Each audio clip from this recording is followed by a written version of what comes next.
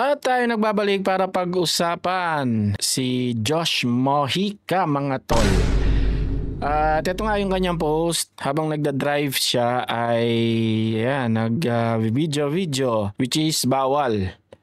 Ayan talagang patingin-tingin pa sa camera. Pagka nabangga to, syempre mandadamay siya, mga tol. Okay?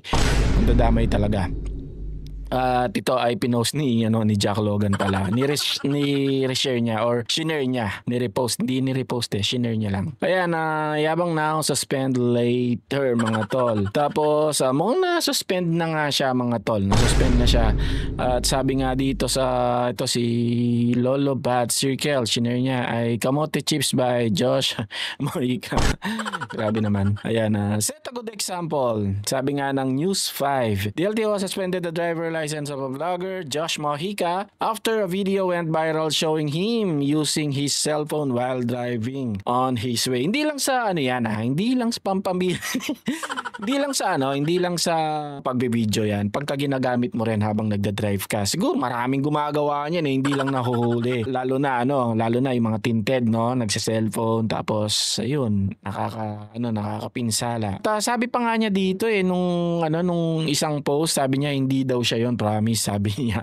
Pero siya pala, shinare niya rin kasi may mga sabi-sabi na hiram lang daw yung sasakyan. Pero ito, sinabi naman nung OL Oblea na mukhang sangkatutak din yung followers. I'm not sure kasi may basta nakakita tayo ng check parang ganun na talaga.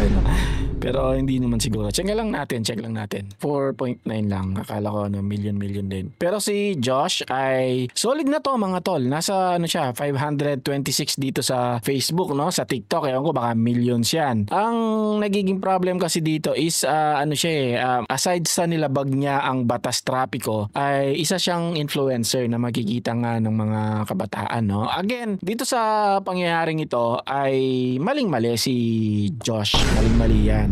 Pero di rin natin madideny na dapat pa rin siyang tignan as inspiration dahil nakaka-inspire naman talaga yung pinagdaanan ng batang ito, mula sa hirap ng buhay to multi-millionaire, at sariling sikap yon, mga tol, Sabi ko nga, si Josh Mojica ay isang dapat tularan, lalong-lalo na ng mga kabataan. Pero sa nangyari nitong nakaraan, yun ang dapat di tularan. Okay, napatula pa tayo, mga tol.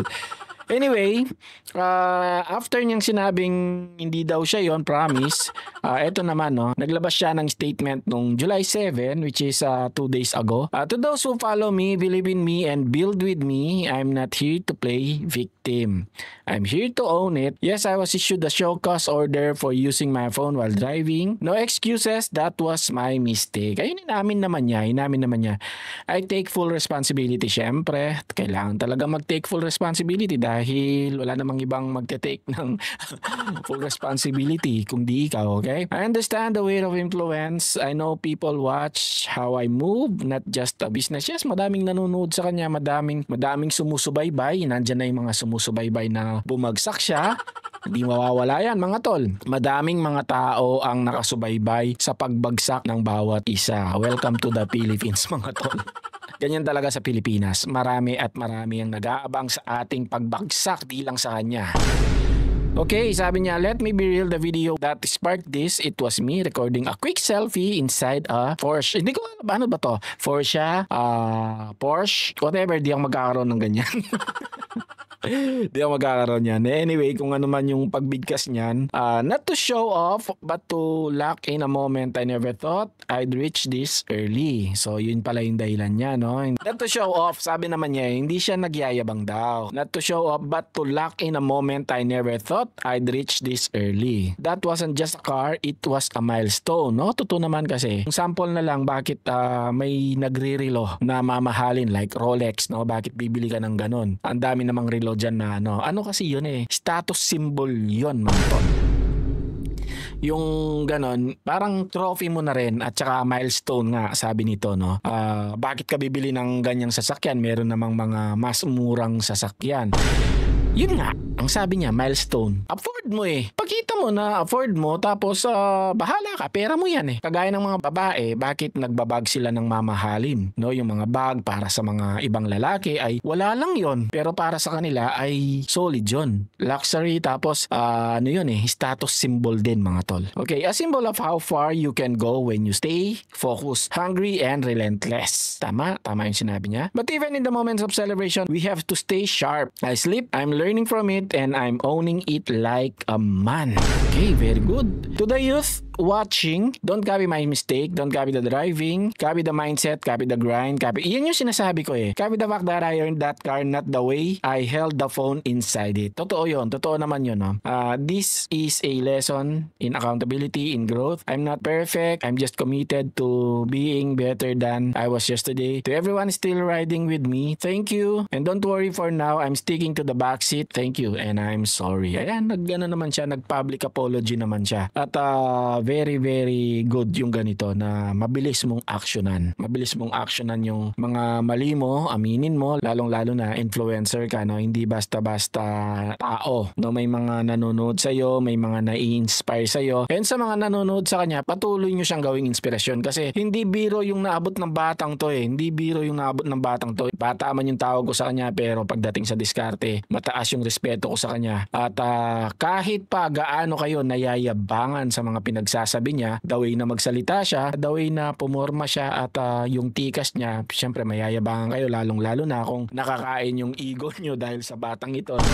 May mga ganun eh. Mayayabangan ka talaga sa kanya, pero wag mo nga alisin na maganda naman yung sinasabi niya, no? Yung mga, kung may mapupulot ka na aral sa kanya, hindi pulutin mo. Yung mga hindi mo dapat pulutin, wag mong pulutin. Again, yung mga nayayabangan lang naman sa kanya is yung mga ano rin, no? Tinatamaan din, no? Tinatamaan at saka nasasampal ng katotohanan. Yan yung mga nayayabangan sa kanya. Although, syempre, may way naman talaga para masabi mo in a humble way yung mga gusto mong sabihin sa tao. At siya is pinipili niya na magmukhang confident. Siguro may nagtuturo din sa kanya, may coach din sa kanya. I'm not sure, no? Hindi ko kine-claim na may nagtuturo sa kanya. Pero siguro, merong dapat ganito ka. Meron siyang karakter na pinoprotektahan. Kailangan yung karakter mo ay ganito ka, astig ka. Pero pagdating sa totoong buhay ay mabait naman pala. Di ko alam kung mabait siya. Wala akong ideya kasi di ko siya kilala personally. Pero I think mas okay na yung mayabang ka at may natutulungan kang mga tao kagaya niya, no, na may mga ano siya, may mga empleyado siya, at yung mga empleyado na yon ay may pamilya na bubuhay dahil sa kanyang negosyo at nakakatulong siya. Kaysa sa napaka-humble mo, humble ka nga pero palamunin ka naman, humble ka nga pero parasite ka naman, humble ka nga, wala ka namang silbi. Kahit magyabang to ng magyabang, as long as wala siyang tinatapakan na tao at wala siyang inaagrabyado, ay tingnan natin yung mga mabuting nagagawa niya sa kapwa niya, no? And I think meron siyang 100 employees last na na-research ko sa kanya or nabasa ko sa kanya. I'm not sure kung mas marami na ngayon. So meron siyang silbi sa lipunan, no? Kaya kung ikaw nagbabash-bash ka lang sa kanya at wala ka namang silbi sa lipunan, siguro it's time para tignan mo yung sarili mo. Di sa pinagtatanggol ko, maling-mali siya dito sa ginawa niya na pa-selfie-selfie. Kung may maaksidente dahil sa kanya, mandadamay pa siya. Oh yes, may pambayad siya. Pero